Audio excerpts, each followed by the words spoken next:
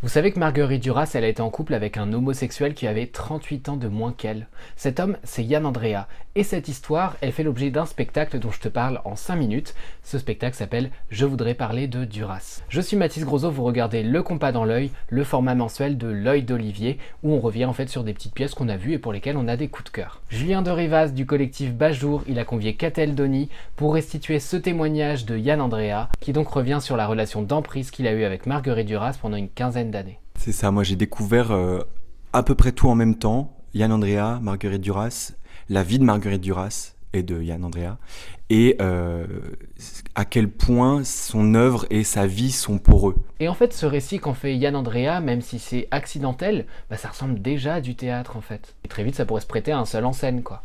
Ce qui est fou, c'est que Yann Andrea, il a des doutes, il oublie des noms de personnages, des distances, il revient sur des éléments clés, il resitue lui-même souvent le temps, les durées, les temporalités.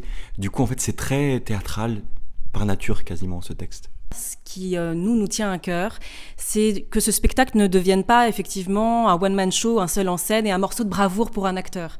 Parce qu'en fait, cette parole, elle est hyper fragile, elle est hyper précieuse, elle est hésitante tout en étant hyper intelligente.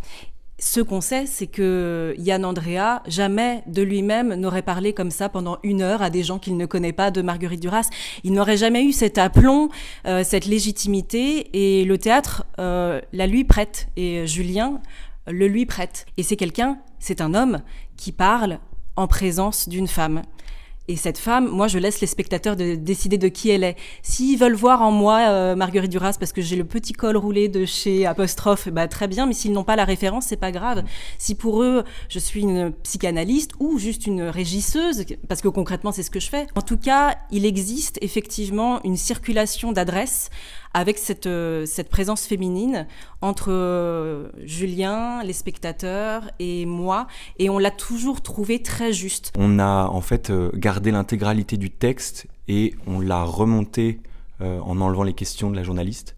Donc il y avait comme un travail de reconstitution, mais en suivant le sens même du texte en fait, et de trouver au plateau les réponses. Il a 28 ans à peine quand ils entreprennent leur relation, elle en a 66. Lui, c'est un fervent admirateur de Marguerite Duras, elle en est à son 17e bouquin, et elle a fait aussi des pièces de théâtre, elle a aussi fait des films. Bref, Marguerite Duras est déjà une star, et même plus qu'une star, une icône gay. En fait, elle a une complexité et une nuance. Et c'est un mot qui est important pour moi dans ce spectacle, parce qu'en fait, c'est tout le temps trouble, c'est tout le temps une zone comme ça qui est étrange. Et en anglais, le mot qui correspond à ça, c'est queer. On est dans une zone comme ça qui est pas exactement définie. Est-ce que c'est moral ou amoral ? Est-ce que c'est bien ou mal ? Est-ce que c'est une relation d'amour ? Est-ce que c'est toxique ? Est-ce que c'est pas tout à la fois ? Ça se place à la marge, et elle arrive très bien à parler du désir, de l'absence du désir, de la fin de l'amour, des sujets comme ça qui parlent à des gens qui sont à la marge. Dans toute son œuvre, elle a glané comme ça plein de petits détails, elle les a disséminés comme ça, ce qui fait qu'on peut vraiment chérir des détails pour soi, de façon très intime, et les partager comme une espèce de club secret.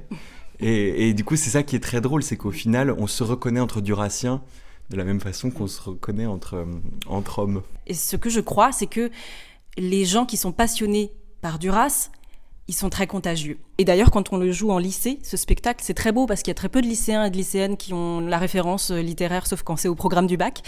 Et en fait, ils accèdent très très bien au spectacle par la passion, en fait. Parce qu'ils sont complètement dans ce temps de la vie où on peut tomber en amour très fort, tout d'un coup, pour un auteur ou un chanteur, ou voilà. Et en fait, c'est comme si Duras et Yann Andrea, ils avaient jamais quitté cette capacité-là qu'on a à l'adolescence. C'est un peu ça, pour moi, les Durassiens, c'est des gens qui gardent ça précieusement, cette possibilité-là de tomber en amour très fort. Si vous voulez explorer les méandres de cette relation-là, je vous invite à regarder l'œuvre de Yann Andrea et surtout regarder ce spectacle « Je voudrais parler de Duras » qui est donc porté par le collectif Bajour et surtout en l'occurrence par Julien de Rivaz et Catel Doni.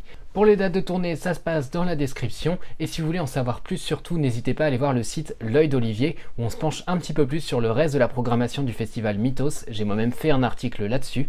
On se retrouve là-bas. Et sinon, on se retrouve demain avec une autre vidéo sur un spectacle du collectif Bajour, l'Eclipse, qui est très différent dans les dimensions, le nombre de personnages, tout ça. Enfin bref, on voit tout ça demain. Salut!